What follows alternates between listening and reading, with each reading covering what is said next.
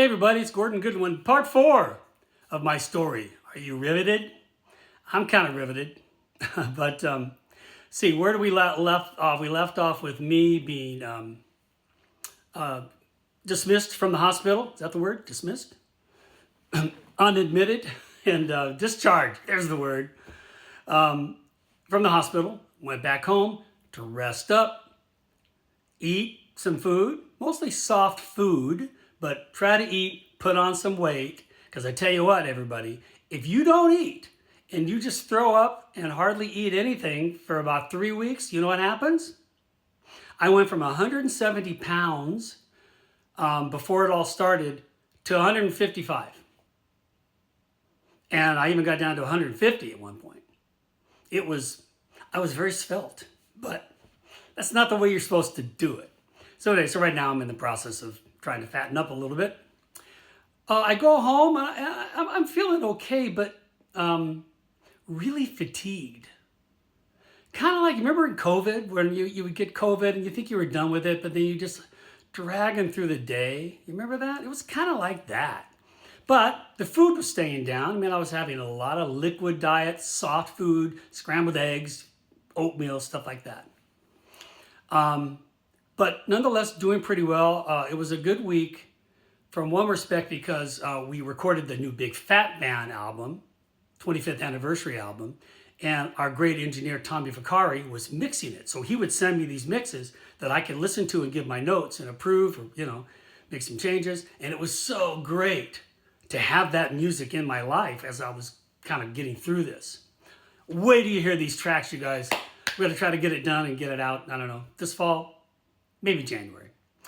Nonetheless, I'm doing that, get a little better every day, and I'm feeling pretty good until Monday night at 8:15.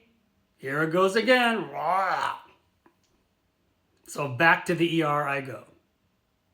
So they took another CAT scan, and this time the CAT scan showed that my stomach was really distended.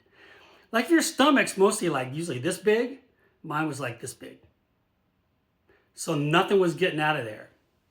So here's what they had to do. Now I'm in the hallway at the ER again, but they found a room for me, room 19, little private room. I'm thinking, oh, I'm special.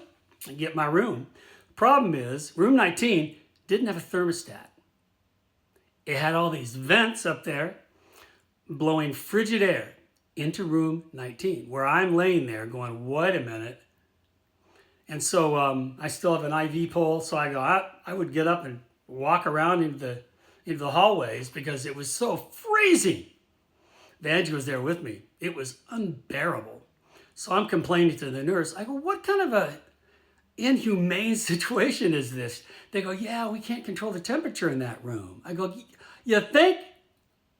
So, anyway, that probably was the worst part. Even worse than this next part I'm about to tell you.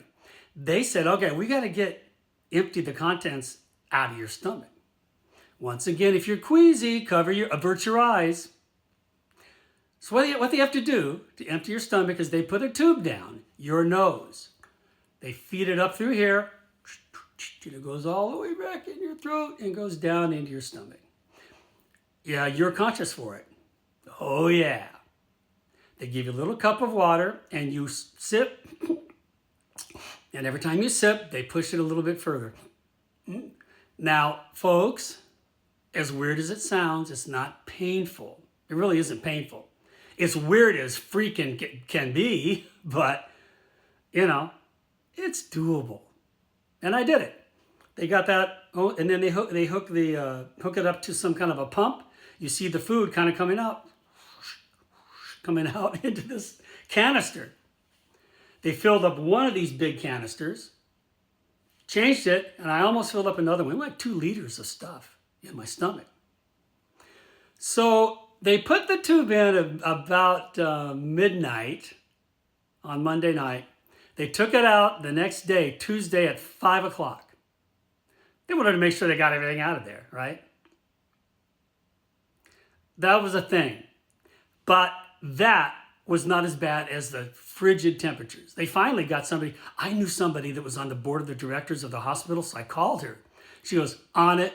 So they got somebody to kind of figure out some way to turn the temperature down in that room. A little bit. But Vanchi and I spent the night in that room, wrapped in blankets, waiting for a room to open up for me in the hospital, which happened the next day about 4 o'clock. They got me into a hospital room, and what happened after that will be revealed in part 5.